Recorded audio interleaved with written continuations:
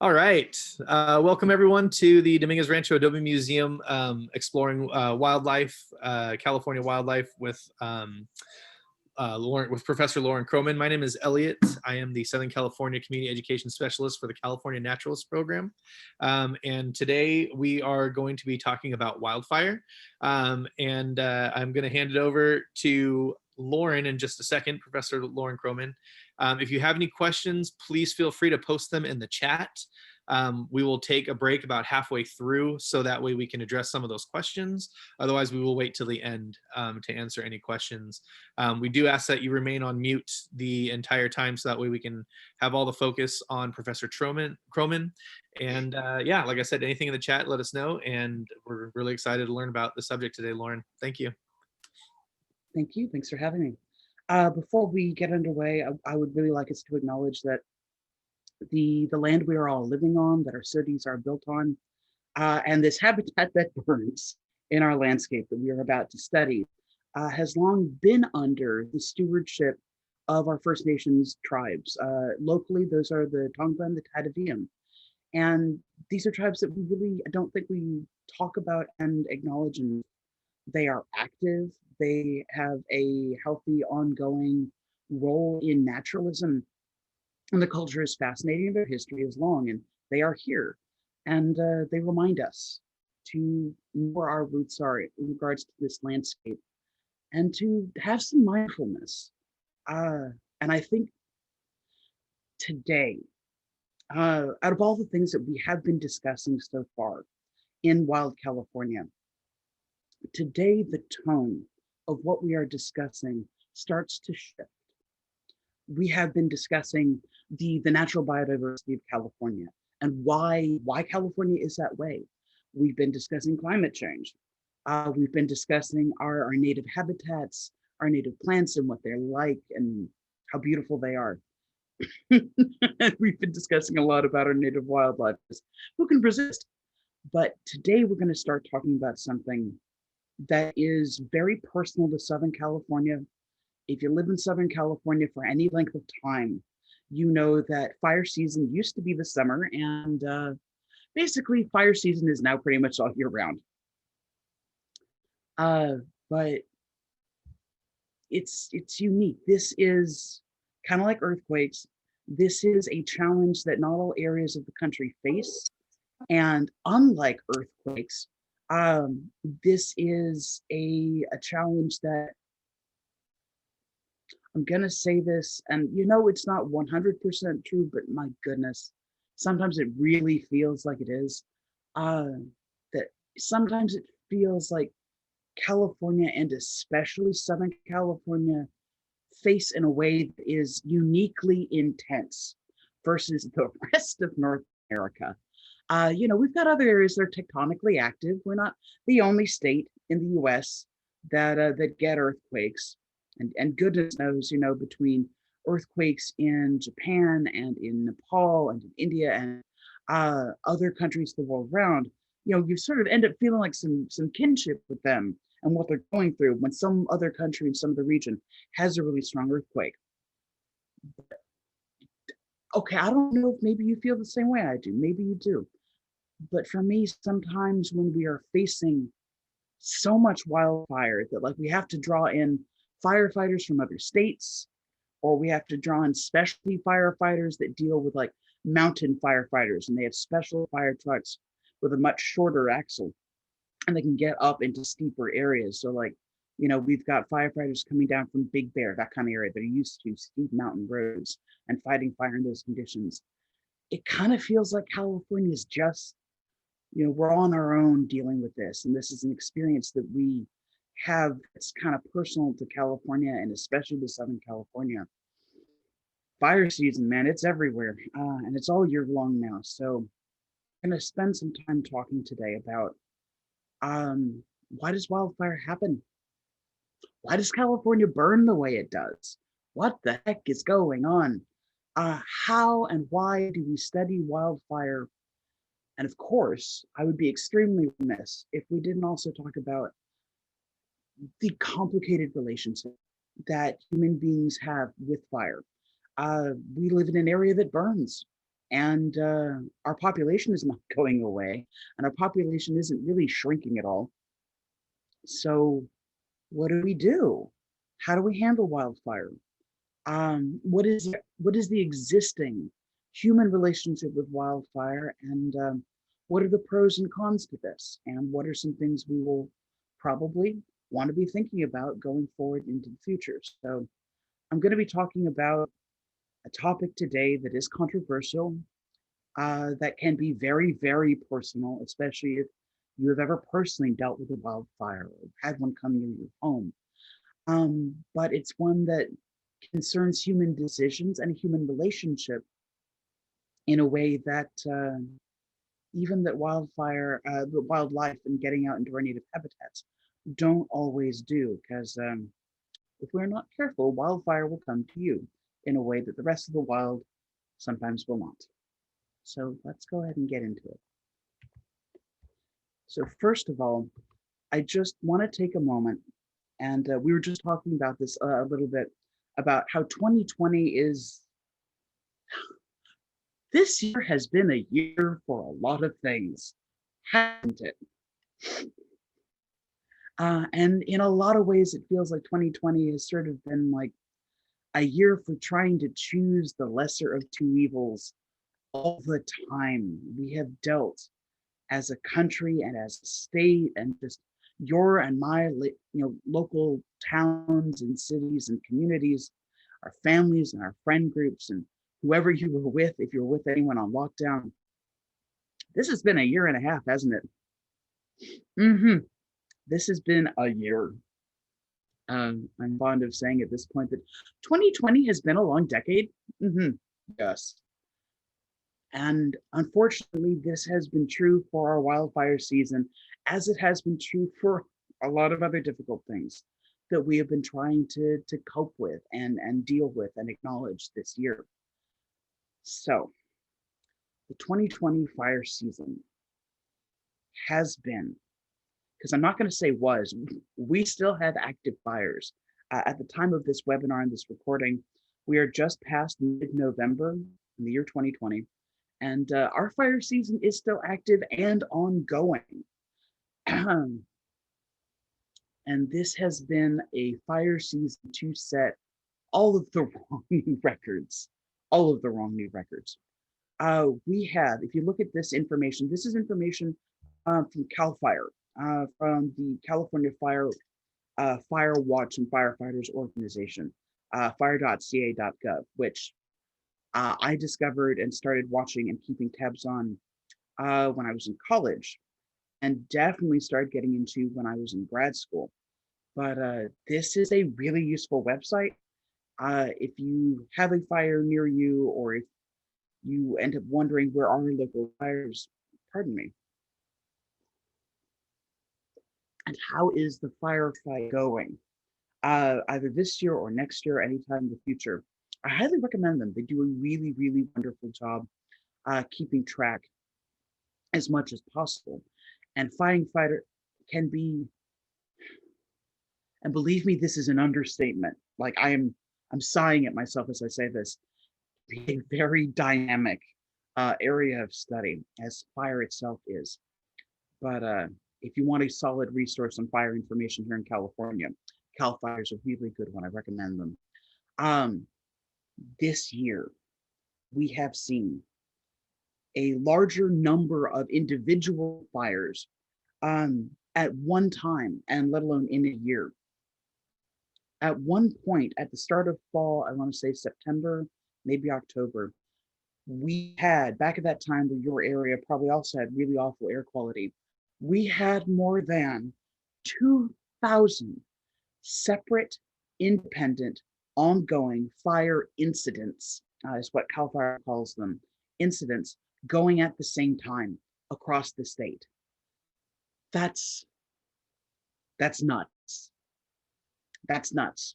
That was a new historical record. It is a new historical record for number of incidents going simultaneously. It's a new record for a number of incidents going in a season. It's a new record for amount of habitat, so sheer acreage, burned in one season. It's also a new record for acreage burned in a single fire, which, by the way, so this map here on the right is from CAL FIRE. This is our current 2020 regional Western US fire map. These are all of the incidents. What you see here outlined in red, these are the fire incident perimeters. That's how big the total area was burned by the time they were able to get control of that particular fire and put it out. When I say the largest, the largest single fire, what we're referring to is this complex right here that I'm circling with the cursor. This is all the way up by Sacramento. So we've got Oregon up here, Medford here.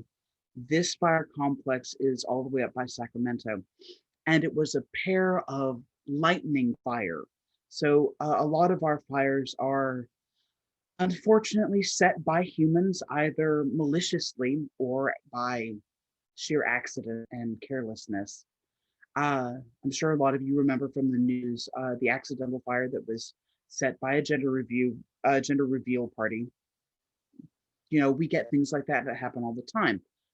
We get folks accidentally setting a fire by carelessly throwing a cigarette butt out of their window as they pass along a road or a highway. And especially come the hot time of year, come the summer, as we have talked about when we talked about grasses and we talked about native plants. A lot of our plants are very, very dry during the hottest part of the year. And that goes up like tinder. We have folks who are very careless when they set camping fires and they do not extinguish their fire correctly, or they create a fire in a dangerous area, or when it's been very hot and dry and conditions are very dangerous. So we have a lot of fires that are purposefully and maliciously or accidentally started by humans. But we also have a lot of fires that at the right time of year are started naturally by lightning strike. And that's a little bit less common down here in the LA and Orange County and even San Diego area. So locally down here, we don't tend to talk about the role of lightning strike very often.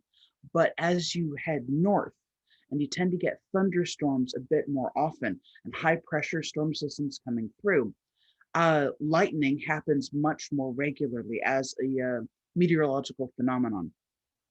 And these two fires started up by Sacramento fairly early in our fire season this year, and they burned into each other. They spread so fast.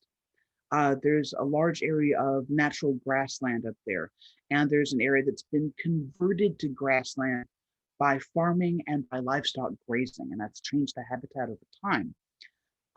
And that just burns very easily. Grassland and invasive grasses in particular burn really easily during the summer, and they just burned into each other and burned a horrifyingly huge number of acres by the time they joined up with each other and became one fire complex. We've had a high number of fire-related fatalities this year, over 30, 31 specifically. We have had over 10,000 homes or other structures damaged or destroyed by these fires this year alone. And it is a very sobering subject to try to study. And we do try to study fire here in Southern California, especially, but throughout California.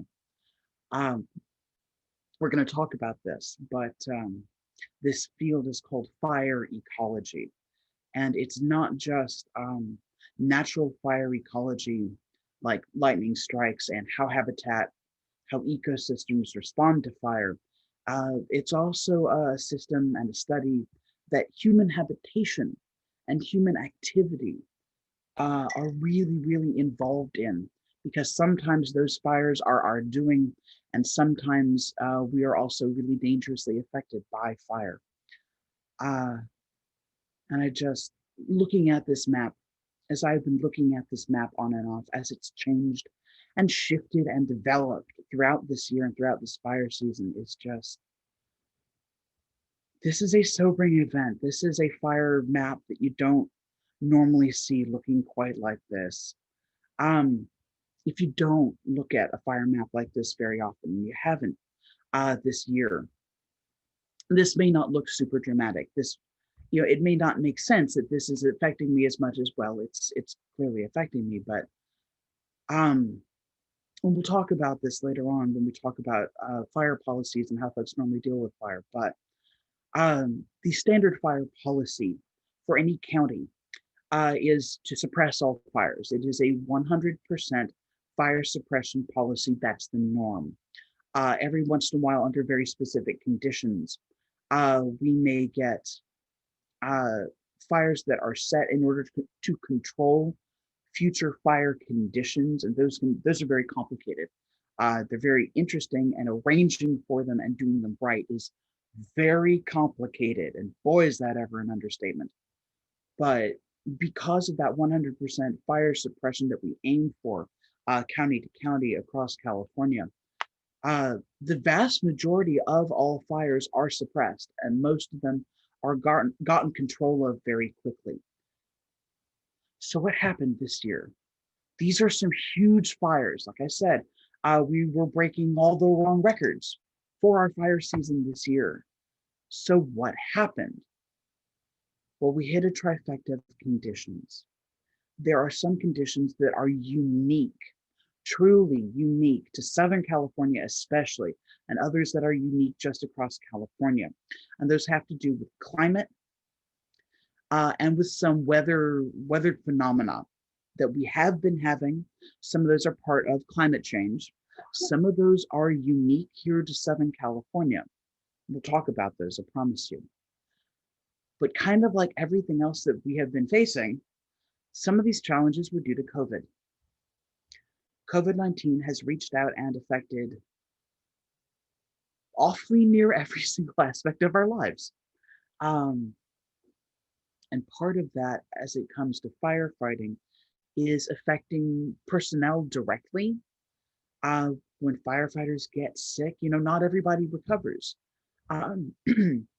In the news, we are very, very good.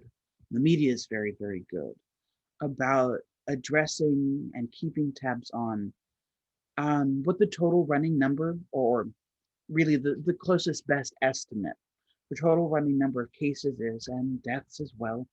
But it is very difficult when we have so many people developing new cases and our resources are stretched so thin, to try and keep track of how folks are doing who survive and are trying to recover.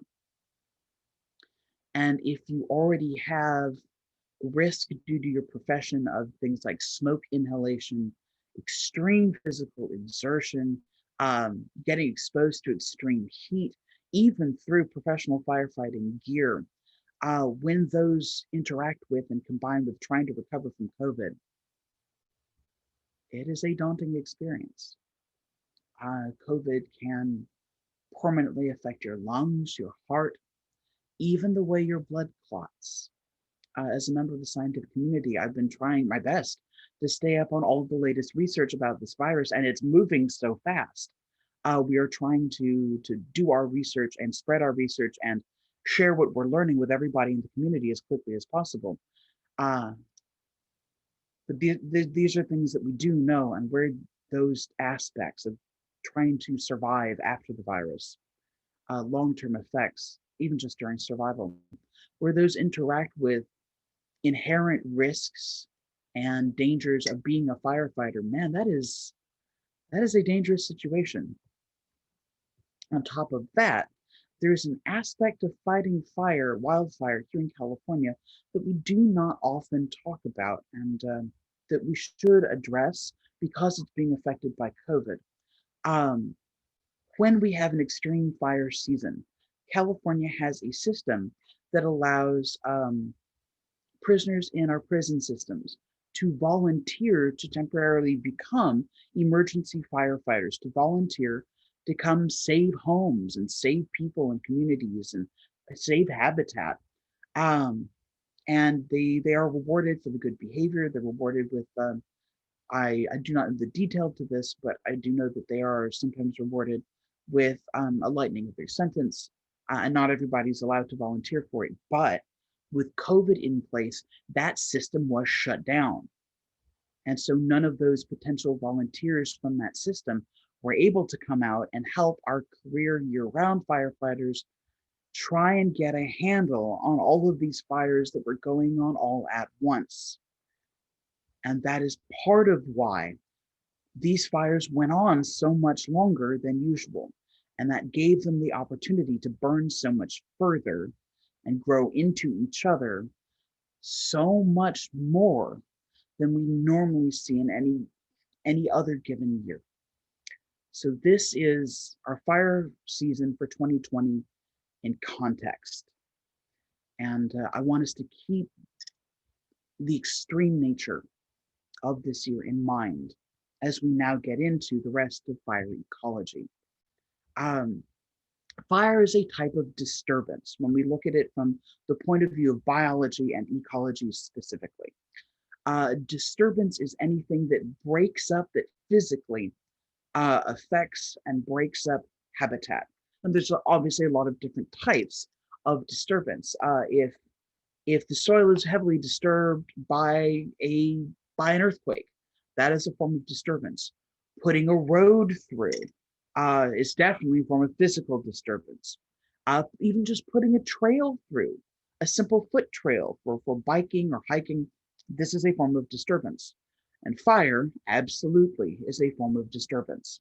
And every form of disturbance has effects on the habitat where it happens that can take some range. They can be more or less severe. And what exactly those effects end up looking like have to do with the age of the habitat, not just forest, and how long it's been since that habitat, that area specifically, was disturbed, and how extreme that particular incident of disturbance is. So how long does it go on for? How extreme is it? How intense is it while it lasts? Is it intense but brief? Okay, fine. Is it less intense and goes on for a long time? That's also going to have very different effects. So here in California, this particular fire season, we have been looking at some fires that were caught control of and brought to heel and taken control of and extinguished relatively quickly. And we've had some areas that burned in areas that have burned recently. And that means that there was less tinder, less fuel. And those fires tend to burn themselves out more quickly because they run out of fuel. And if there is less fuel to begin with, they also tend to burn at a lower temperature. A wildfire here in California is really dangerous when it has a lot of fuel. It's been a long time, so there's a big buildup of fuel. If you get an area that's burned before, it just doesn't have that as much to go on. When we look at fire specifically, we're working with the field of fire ecology. So what is this, and why do we study fire? Well, as a note, just for personal context, I started studying fire ecology specifically when I got my second degree, when I got my master's. And I was studying the effects of fire on our local birds populations and how that changes in our local habitat, our native habitat, which birds are still found in burned and unburned habitat and what it is they're doing there. I was curious, basically, who comes back after habitat is burned and how are they able to use that burned habitat? And here's the thing. Areas that experience fire as a regular part of their year over time become adapted.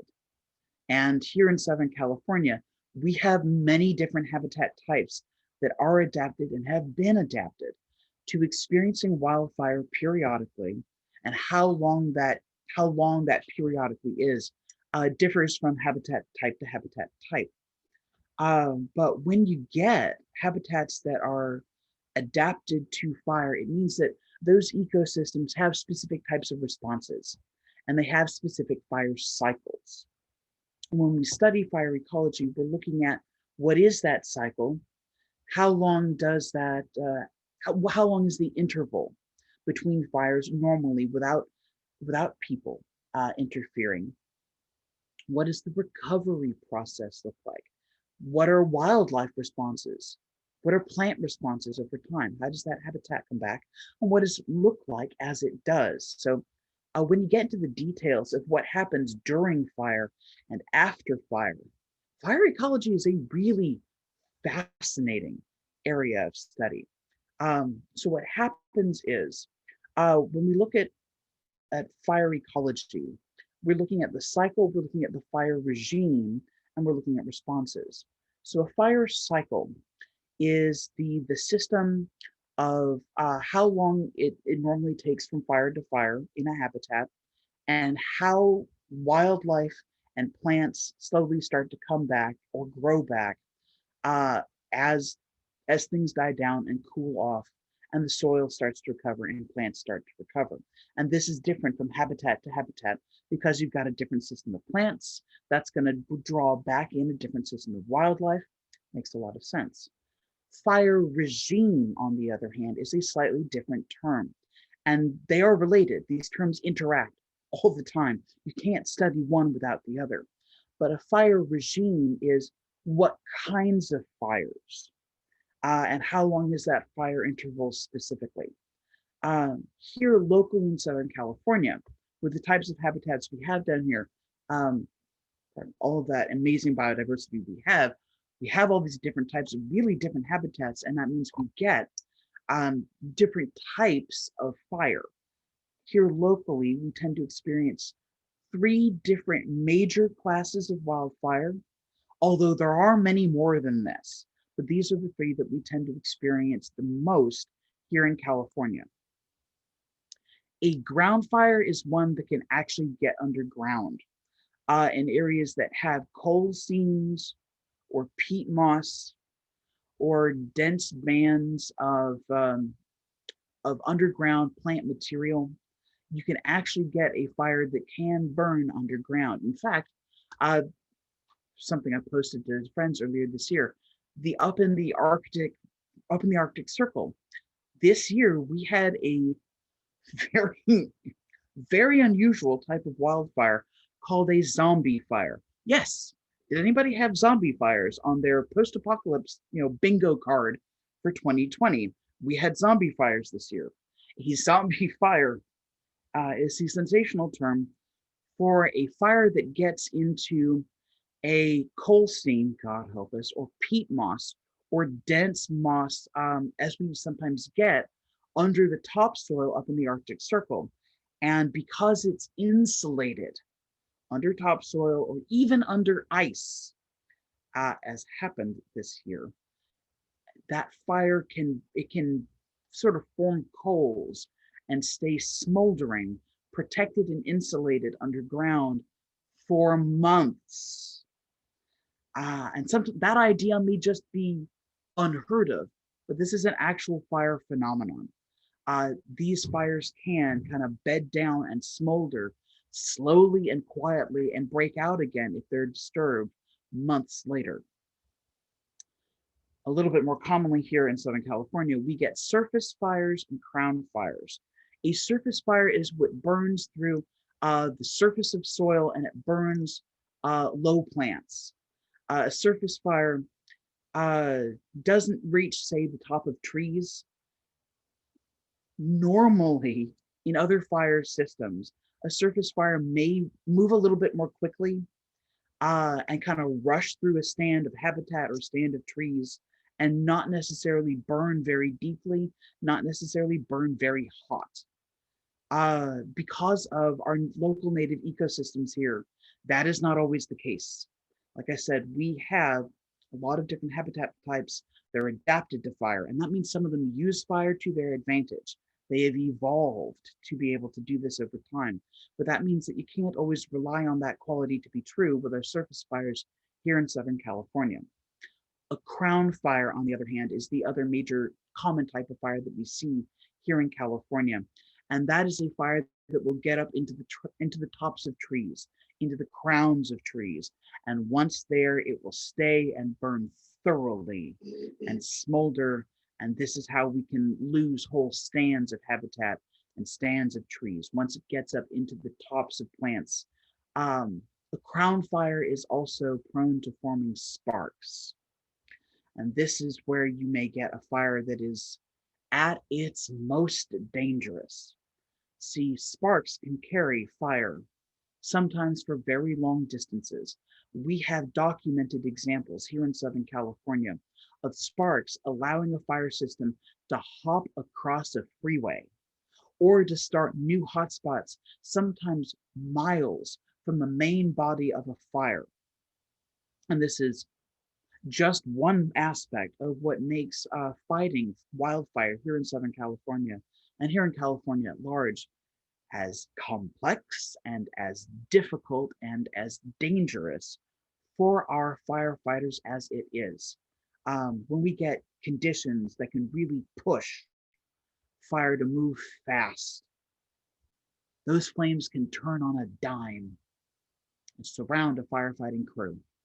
But we also have fires that when they get up into the tops of our local habitat, they can get to the point where they form sparks. And that means they can get under the eaves of a house. That means that they can land miles from the main body of a fire. And that does make things much, much more difficult, much more dangerous for everyone involved. When fire has come through an area, it may look like the surface of the moon for a while. A freshly burned area is very, very sear, but it is also the beginning of a whole new recovery period. See, and this is going to sound a little odd, but fire can actually be healthy for an area. It's just a matter of avoiding extremes. When fire comes through an area and it's too extreme, too hot, or too often, this can completely destroy the native habitat, and it can cause a whole new type of habitat to end up replacing it.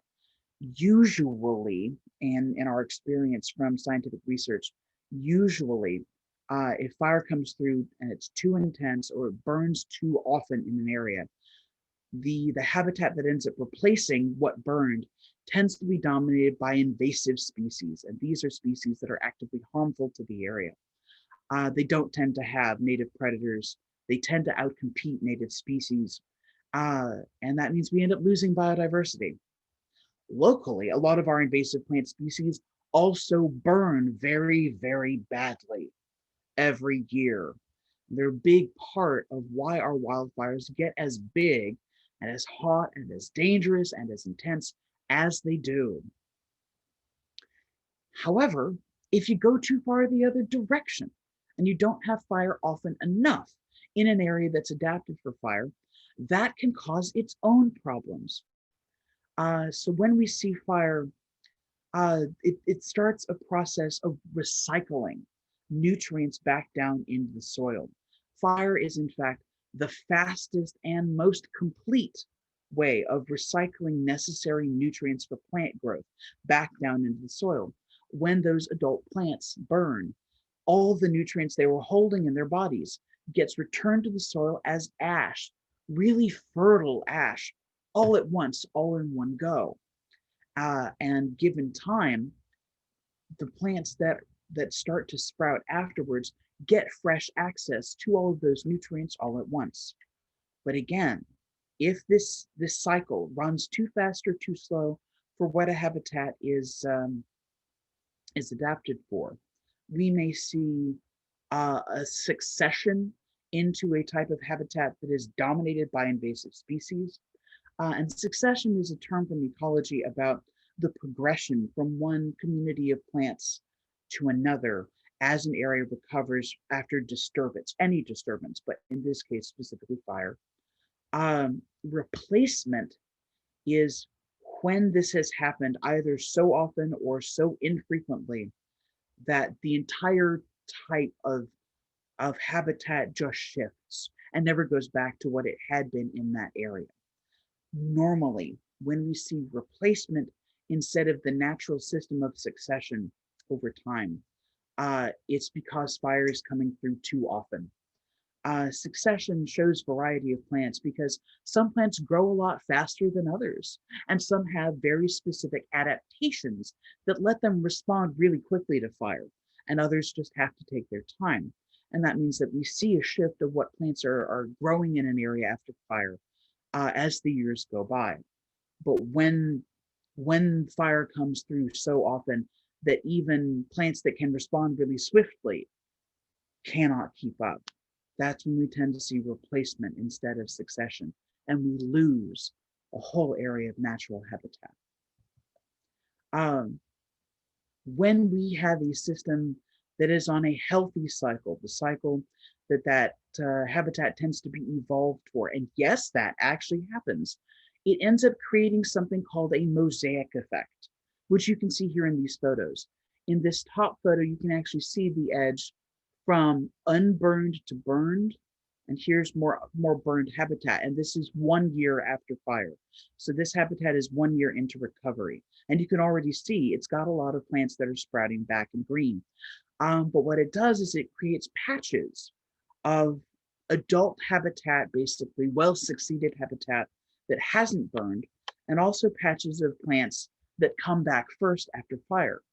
That combination improves the diversity of plants in an area, and that draws in a larger diversity of insects to come pollinate those plants, and that of course draws in bats and birds and other larger animals that may be predators. So a healthy fire cycle, as counterintuitive as this may be to the way we normally think about fire, a healthy fire cycle actually improves the biodiversity of an area. It's all about doing it safely. Now, I see we are about halfway through, and from here on out, we're going to go into what are some of our native habitats that are adapted to fire, and how are they adapted, what happens. So I'd like to pause, and if you have any questions or anything I can help anybody with, this would be a good time. We don't have any specific questions, but we did, Eleanor did ask about coal fires in Pennsylvania that have been burning for decades. Yes. Kind of going back to the idea of zombie fires. Yeah. A coal fire is a horrifying thing. They are dangerous. I know I am saying the obvious here. We're talking about wildfire. Coal fires are dangerous in a whole other way than our giant fire systems out here are dangerous, because they can smolder underground, well insulated, well protected, and with very little, just enough kind of access to oxygen to keep smoldering. Yes, they can go on for a very long time. And if disturbed, if they suddenly get access to fresh air, to fresh oxygen, they can flare up and become a whole active danger all over again. Thankfully, that's something we don't have to actively deal with down here. That is, man, that is a whole other monster. But yes, you're right. All right, if we're ready to move on into our own ecosystems. So here's what we deal with here in Southern California. And when you deal with it every single year, sometimes you cannot resist being a little tongue in cheek. Here in California, we have a system of fire that far predates human habitation. Despite the human role in setting fire and exacerbating fire, fire is actually a natural part of our ecosystems here in Southern California. In fact, before European colonists, cultures already here, people already here have been and were making use of fire and its ability to recycle nutrients to the soil to help boost agriculture, to help boost crop yield naturally by returning all those nutrients to the soil all at once.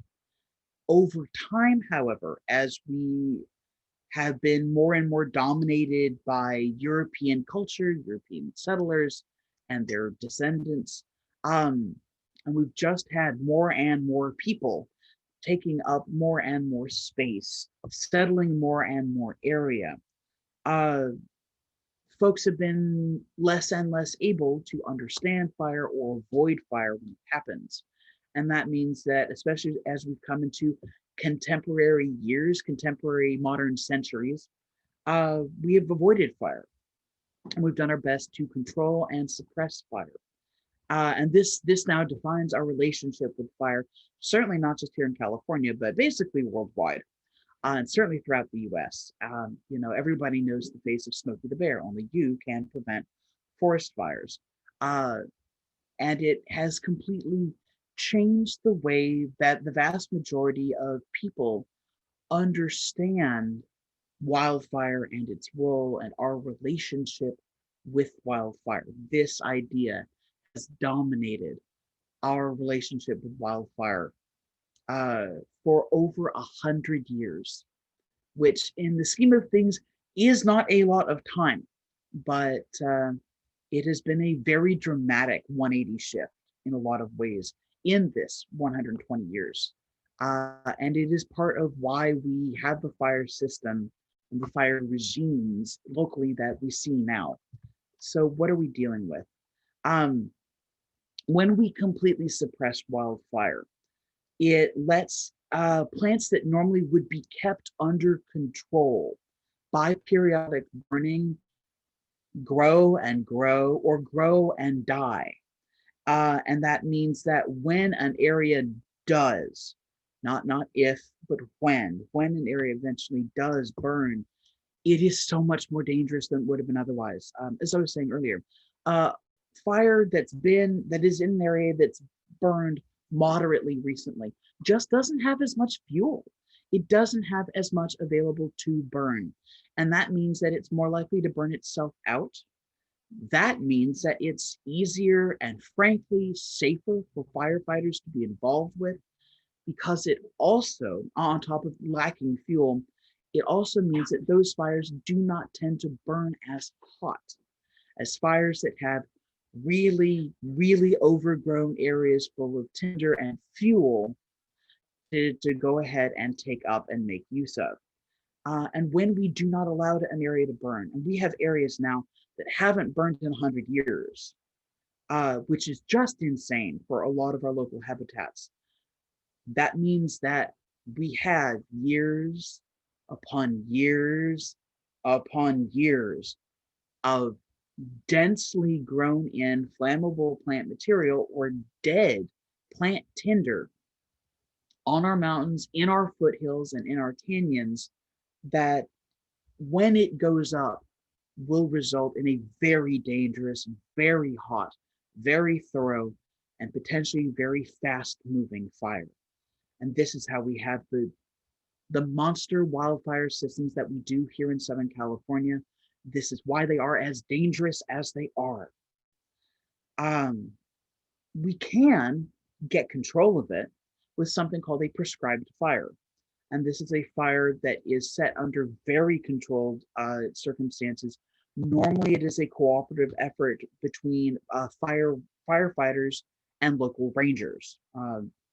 But as you can well imagine, when you have areas that have not been permitted to burn in 30 years or more, sometimes 100 years, trying to keep control, to trying to just like keep control in order to get control of an area and of a fire regime, to make it safer for firefighters, for people, for the habitat itself as well.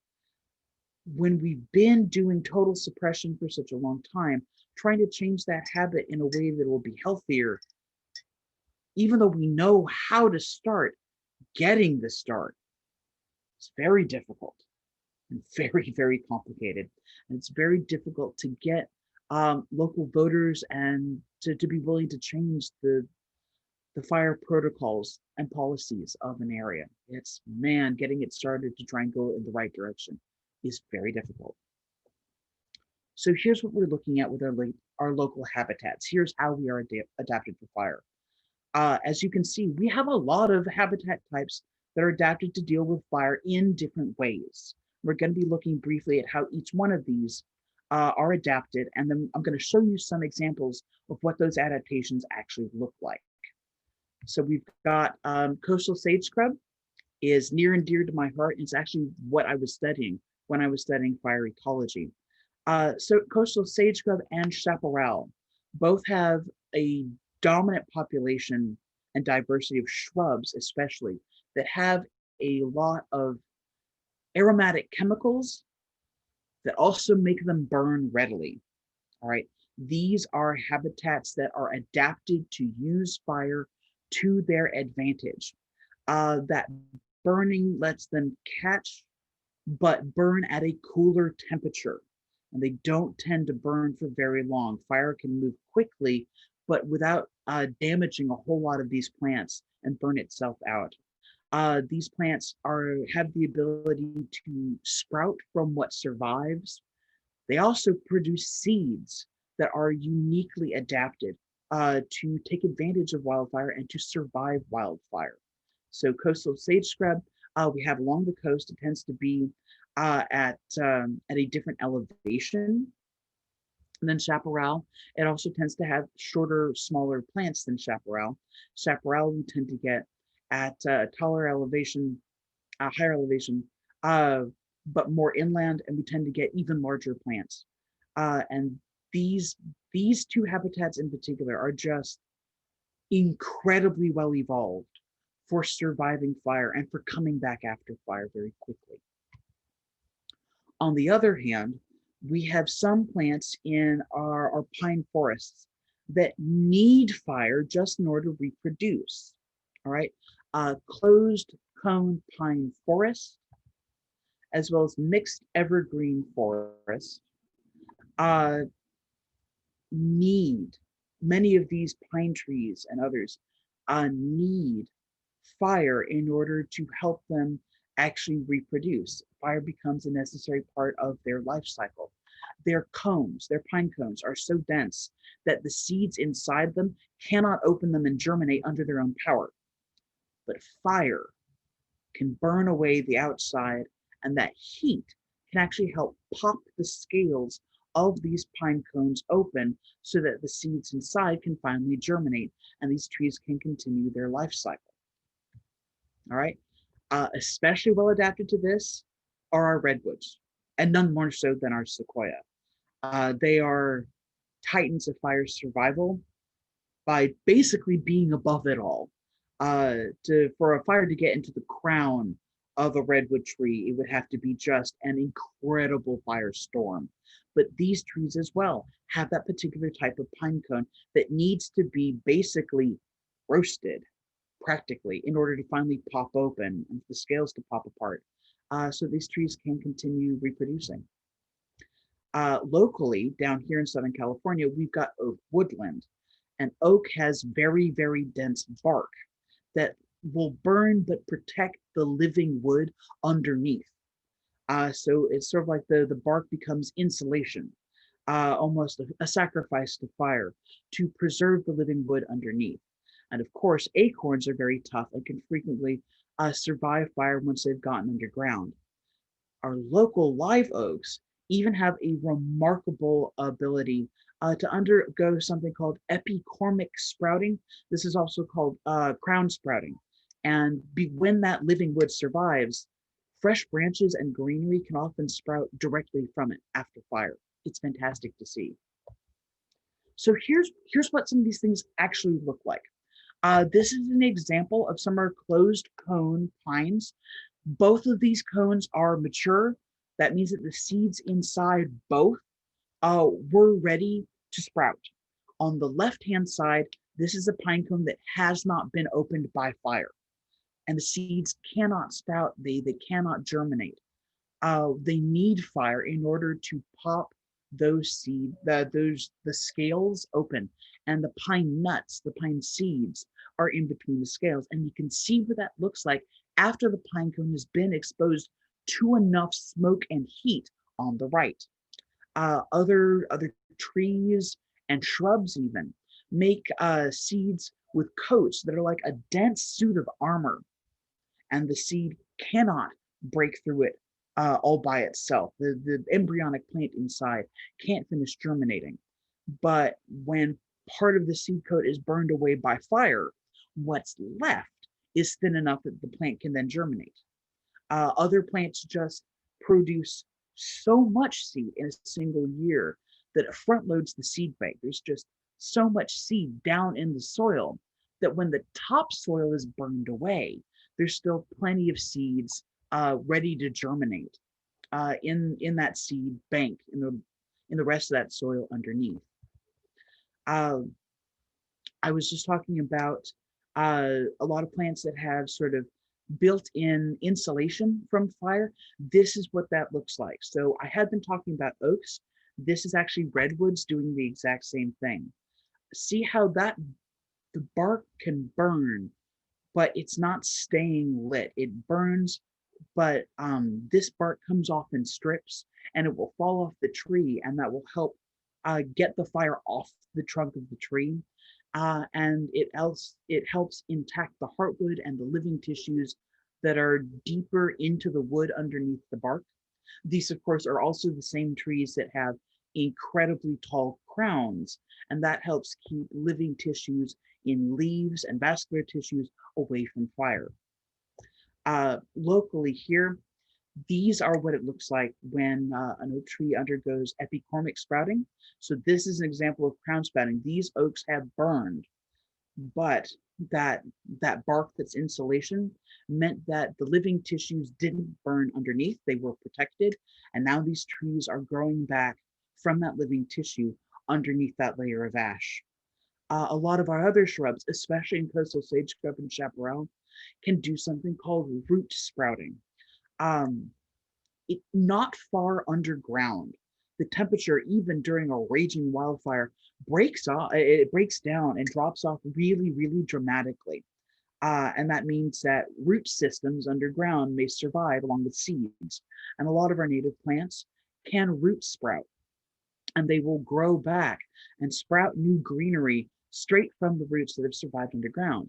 And this is an example of our local native laurel sumac doing exactly that. We also have a system of especially herbs and local wildflowers that are so tightly tied to only showing up after fire. They're called fire following plants. See, when all of those nutrients get recycled to the soil all at once, it's a first come, first served buffet for seeds and plants that can start the growth process right away. And we know from scientific study, the plants that can do this, that get first access to these nutrients, that's a benefit that's going to be there for them the rest of their lives. These plants are going to grow bigger, faster, stronger, stay healthier. They're the Olympians of the plant world. They're the bionic plants. And that's a benefit that's going to be with them their entire life cycle for those individual plants. So we have a whole system of especially incredible flowers that, pardon me, that only show up after there's been a wildfire. These are fire poppies. They're even called that for their association with fire. That's sticky leaf monkey paw flower, and this is a variety of penstemon. But our own California poppy is adept at doing this as well. And an area that is going through succession and recovering from fire, when it hits its stride, about a year or two later, it's just a burst. It's a burst of life, making use of those nutrients that are suddenly available all at once.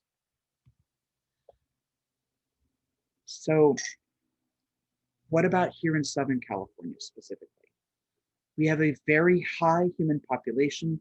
That means that people are more likely and more easily to become endangered by fire than an area that doesn't have the same population.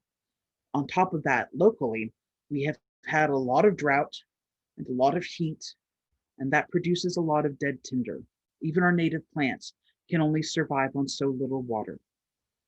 On top of that, unique here to Southern California, we get Santa Ana winds.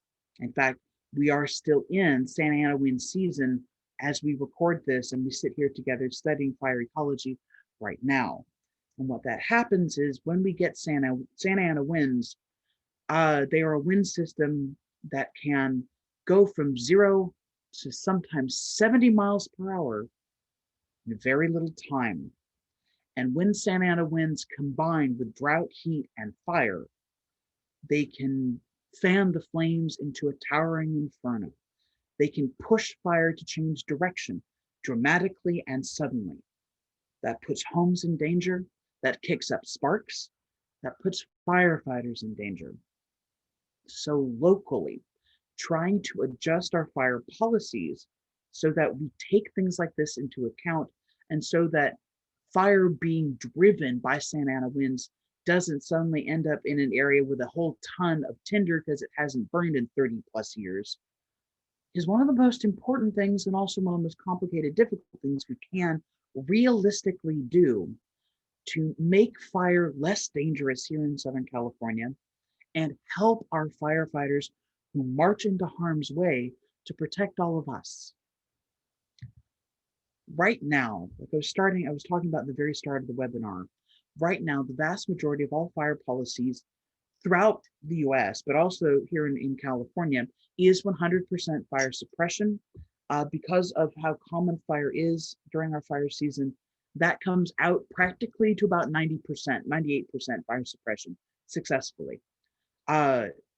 This is incredibly expensive to do. It's dangerous. It's also expensive to produce all of the fire retardants that's necessary to do that. Fire retardants being dumped on an area have their own consequences. So what can we do? Well, we can improve fire preparedness. Now, right now, a lot of fire preparedness has to be taken as a voluntary action by property owners. And this has to do with things like making sure that that wild brush has a break between habitat wild areas and your home. No one's going to make you do this, but please, if you live in an area where brush comes up to your home, clear cut a little bit around your home so that sparks are less likely to be carried directly up to your home and your buildings. Some folks don't want to, because if you've never clear cut around a home before, doing it the first time is a really physical job. It's exhausting and expensive. The thing is, once you've done it once and you have the break cut, maintaining it is a lot less annoying, a lot easier, and a lot less expensive. You just have to do it the first time. Please, it'll keep you safer and make things easier for firefighters in your area. We can, as I was saying, we can also use prescribed fires, but that involves a change in policy, and that can be difficult to get people to agree to, because a lot of folks don't understand what prescribed fires are, because we don't talk about them terribly often. And they also don't get to understand how a prescribed fire can actually make you safer. The idea of fighting fire with fire, right? Physically, literally, is a little counterintuitive. But when you can get a fire break to help keep control of the fire, prescribed fires help burn out all of that dangerous, century-long backup of tinder in an area. Again, that helps create that mosaic pattern. That helps return all of those nutrients to the soil. It also means that when fire does come through naturally or accidentally or maliciously, it will not have the same giant backup of tinder to feed on. And that makes it cooler, less dangerous, and more easy to keep control of. When we do use just complete fire suppression, other species can move into an area and ultimately take over that area.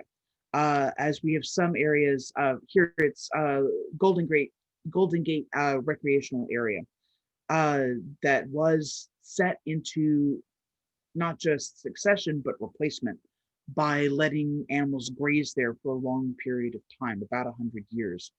And then it's not been allowed to burn, and it's not been able to go through succession. And instead, other plants that normally would not have grown there have been able to take over, and it's completely changed the entire habitat type.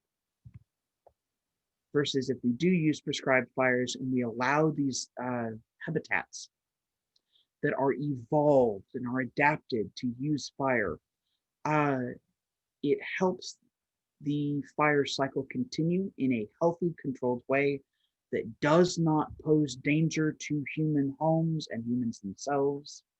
And it can help keep fires easier to control in the future, as this is an example of an actual prescribed fire set under correct conditions by combining the work of local firefighters, local fire departments, and rangers, forest rangers up in Sequoia. So this is a local photo of prescribed fire being done correctly. See how most of the fire stays down on the ground, away from the ground, but the heat will help crack open pine cones and help keep control of brush so it doesn't build up the way that it can when an area is not allowed to burn for 30 to 150 years. Now, I know a lot of what I've said can be a little counterintuitive, and I know that fire is a frightening topic for many people. If anyone has any questions at all, or comments, anything that you would like me to address, I know we've come to the end, and now is another good time. If you've been thinking of something, if you have a question, or you'd like me to just explain something or cover something for you, please don't hesitate. Is there anything I can help anyone with?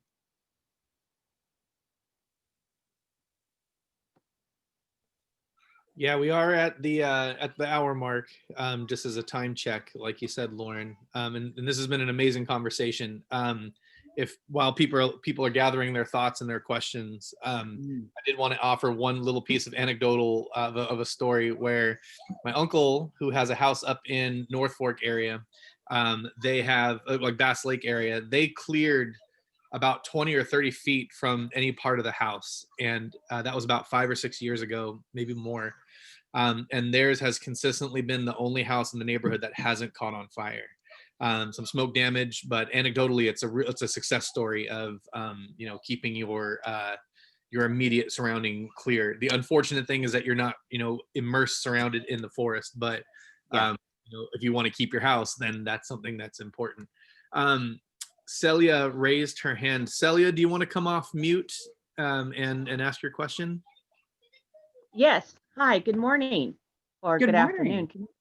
Hi, thank you so much Truly. for a wonderful talk. I was wondering, this is something I've seen is when they knock over trees and they're not on fire, but they knock over trees and they're burning on the inside. How does that happen? Please. Okay. Glad to explain this. And I'm really glad that you asked this question. Because I wanted to get a photo of this, but I had so many other things that I wanted to talk about. Okay, so there are very specific types of trees that are capable of doing this. Our redwoods are one of those species.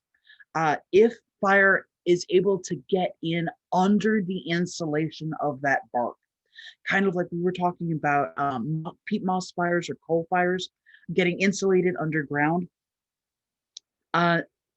Redwoods in specific are like the classic example of this. So I'm going to use them for my example here.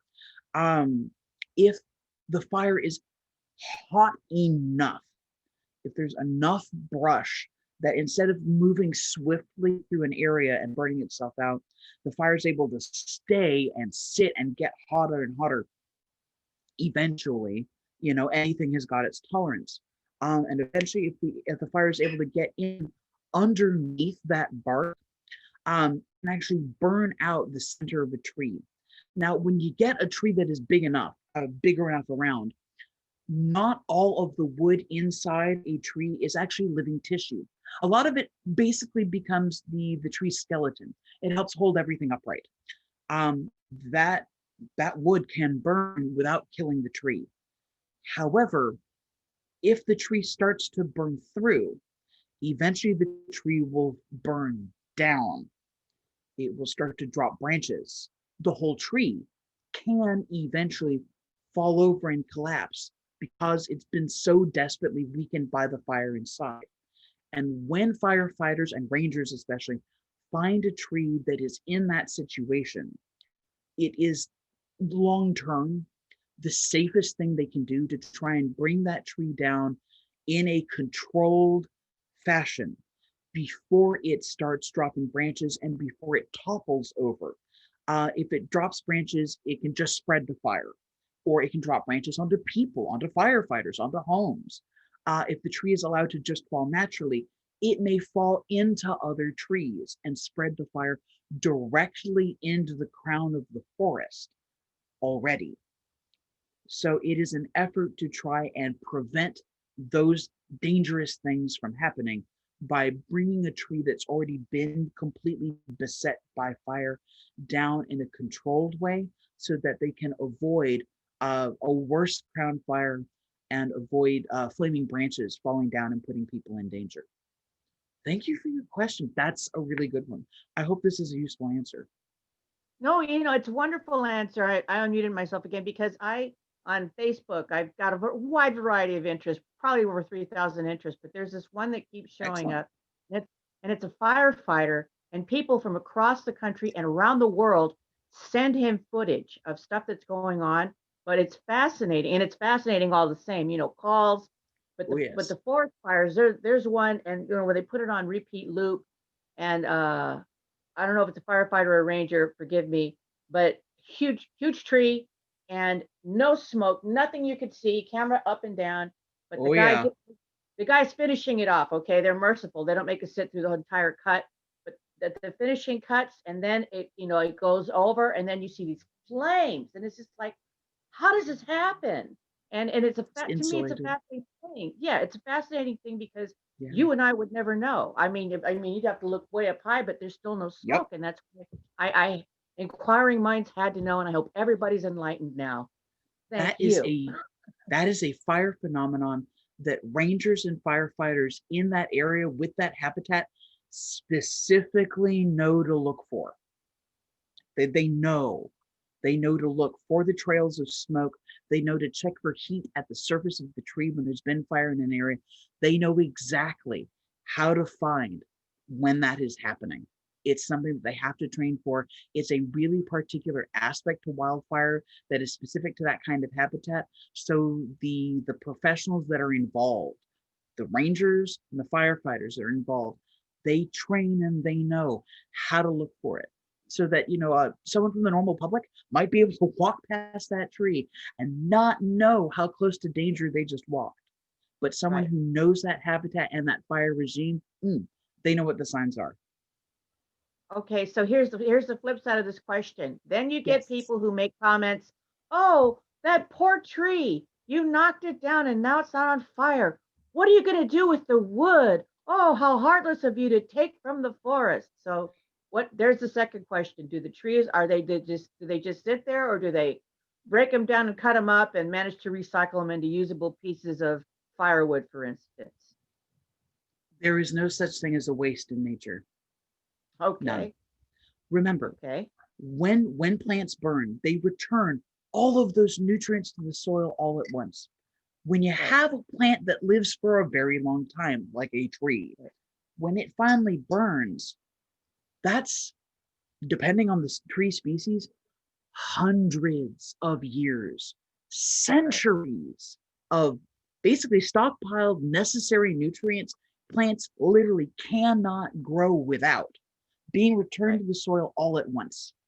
So even if that tree is allowed to burn on site, it'll be cut into smaller pieces so that that fire can be controlled so that things Right. don't get any worse. But think about the massive health boost to the soil by letting that burn. Oh heck, when we look at volcanic soil in Hawaii, Right.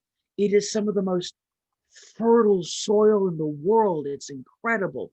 And it is that way because it has a lot of these metallic nutrients that get returned by fire as well. Right. Volcanic soil and ash, even if it's not Right. volcanic ash, are incredible for growing plants. So if they do cut the tree and distribute it later for firewood, then people will use it. But if they do cut the tree and cut it down into more safely manageable sections and allow it to burn out and return to the soil, that is no waste. That is a major boost to the soil health and therefore the long-term plant health and therefore the long-term habitat health of that whole area. Okay. It's playing Right. the long game for plant Yeah, survival. exactly. Okay. I was taught that as a kid. You've confirmed and verified with this wonderful Oh yeah, talk, you all were this taught right. wonderful knowledge. No, but I mean, it's wonderful to see it confirmed yet again. Um, and the flip side is it's work. It keeps people on the payroll. No one can complain that no one's not earning their bread. And so it's a good thing all the way around. The earth benefits, the people stay on the payroll, they keep in trim with their job. And thank you so much. I'll let somebody else yak at you. Thank you. I appreciate it. Oh, Wonderful thank you for talk. your questions. Thank you, Celia. The trouble, the trick is doing it safely, doing it right. Because doing this incorrectly is desperately dangerous. So it's just keeping our people out there as safe and well supported as they need to be so they can do this right. There's Is there anyone else? Yeah. We have one other question, but I wanted to offer again a little example of it. If you go to, I think it's Mariposa Grove in Yosemite, which I've had the privilege to go to. If you enter from the south gate and you turn right instead of going down to the valley, they have several trees that the bottom is burnt out, and they're still trees, and they use them as an education example for fire regime, succession, and just a conversation about fire. And it's kind of I think it's parallel to the idea that different land types are used for different purposes. And that tree, although it did catch on fire and it did have that process going on, it was kept and it wasn't knocked down and it wasn't returned. It's using it for a different purpose, which I think is a really interesting juxtaposition of ideas, where what you just said about there's no such thing as a waste in nature. There's also no such thing as a wasted opportunity for education too. So I was like, very true. Oh my God, that's so cool. Yes.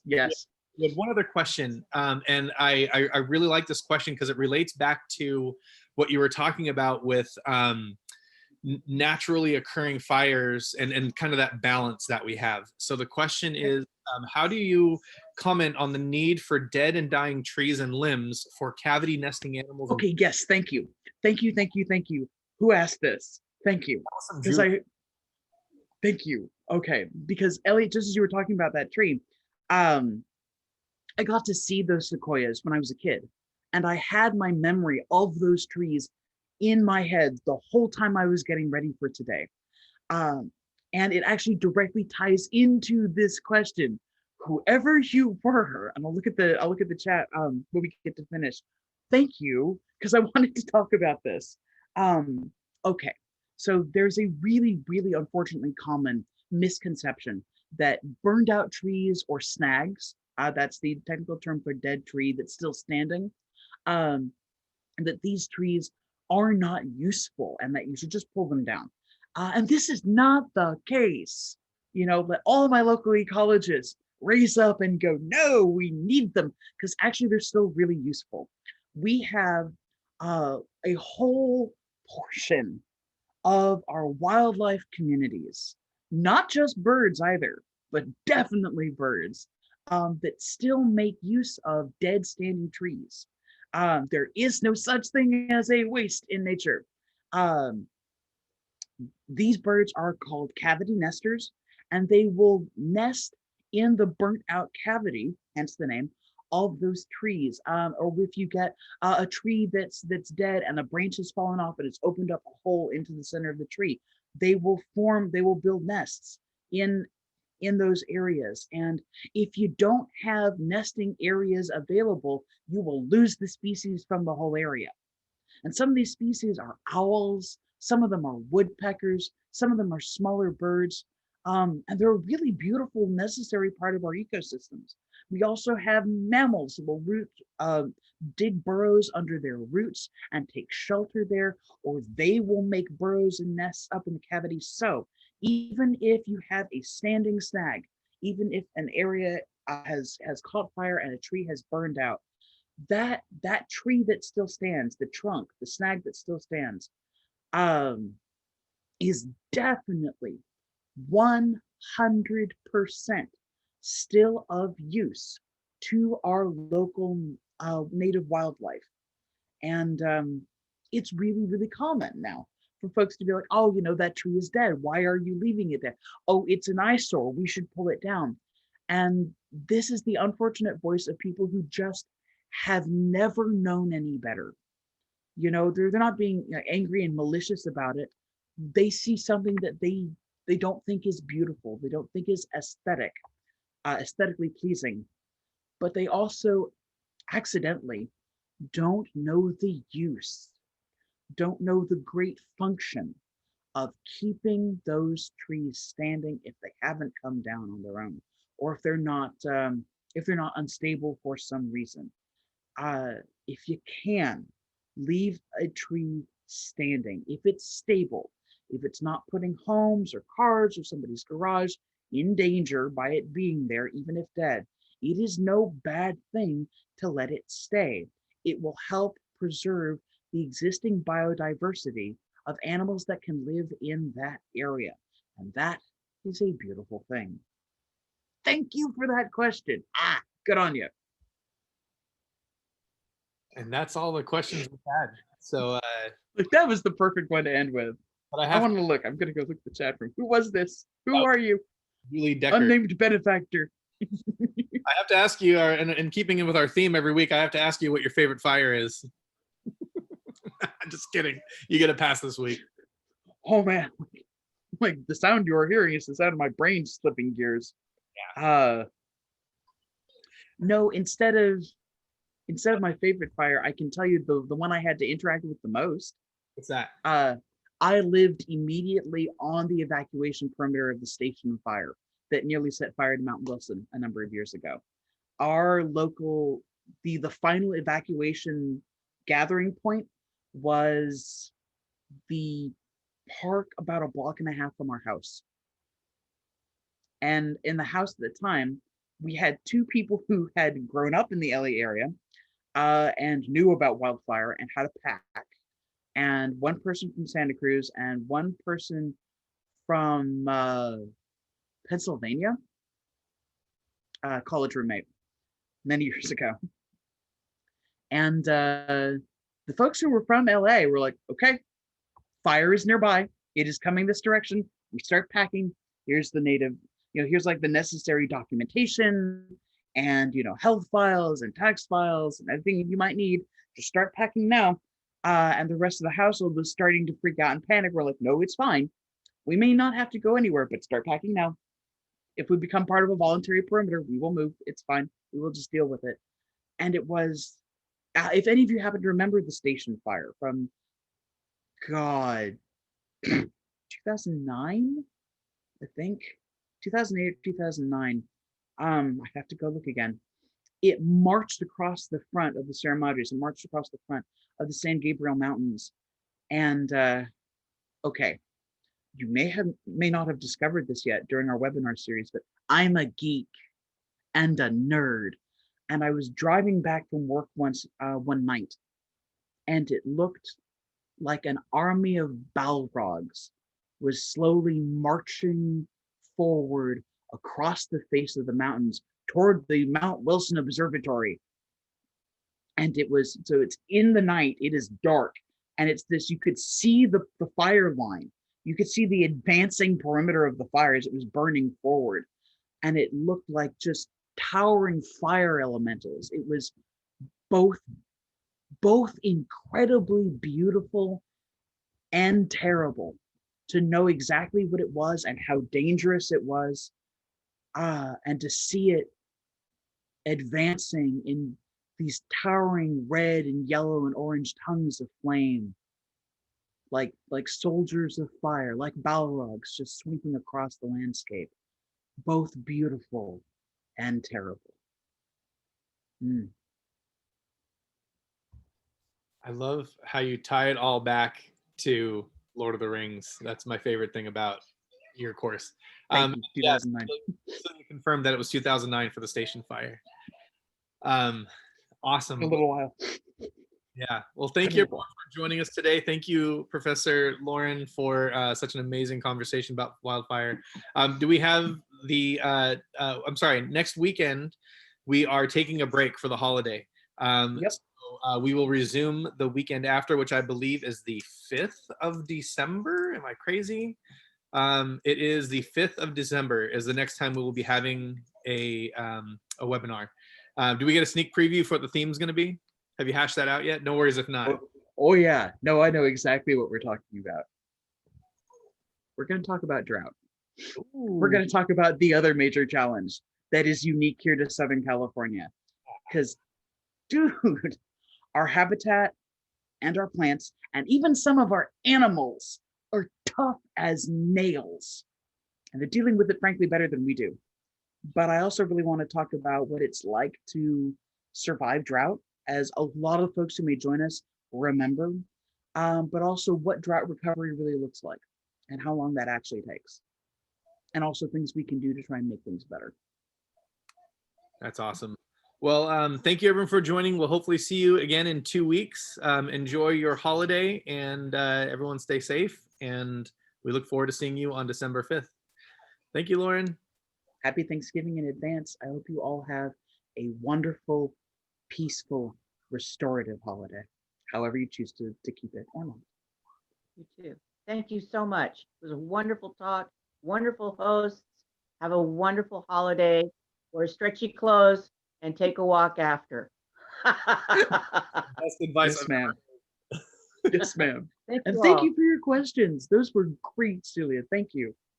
Oh, yes, and I put on the chat the Fireman 323, both on Facebook and on Instagram. Spectacular pictures, the video and whatnot. But when I finally went over to Instagram and I realized I'd been cheating myself the whole time, and you could actually stream it on your TV from Instagram, I think. So, yeah, but I mean, really spectacular stuff. Most of it is domestic, but when the foreigners, so to speak, when all the international people send stuff in, it's really, you could really appreciate the worldwide brotherhood that shows up on the token websites that show you what they go through, the training, the learning, everything, and it ties around what you're doing. I had a moment thinking, who could I contact at one of the 3 local firehouses to dial in and watch this? Because I think it's great, and I think that if you have this again, another series, it would be nice to have people who can also jump in. Maybe one person per firehouse. They could all beat each other to who could do that. But it's always interesting to, you know what I mean, thumping each other. Don't talk, leave me alone, I'm trying to talk. But so they all agree on everything that's justifying what you're saying and how to better weather these situations, to avoid them and weather them when you're stuck in them. Absolutely. Nothing quite like that video that you see. That it's horrible. You people driving out with the paint peeling off their cars, but they make it out, and that's really frightening. Yeah. So thank you. Awesome. You are sorry. I've got this personality. I'm sorry. I appreciate it. You are very, very welcome. I'm very glad that you were able to get such a good thing out of our talk today, out of our study today.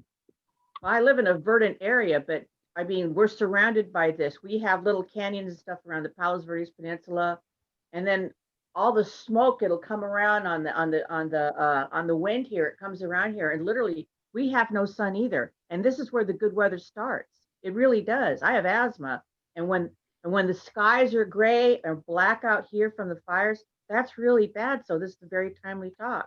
Thank you. You are very, very welcome. And I wanted to make sure that we talked about this because, like I was saying at the very start, to put things in context, the 2020 fire season has been off the rails. God, we jumped the shark early with 2020. Anyway, have a wonderful holiday and thank you. Thank you all. Well. You as well. Thanks for joining us. All right, I'm turning myself off and I'm going to get away from you. All right, thank you. Nothing personal. Bye. Have a great rest of your day.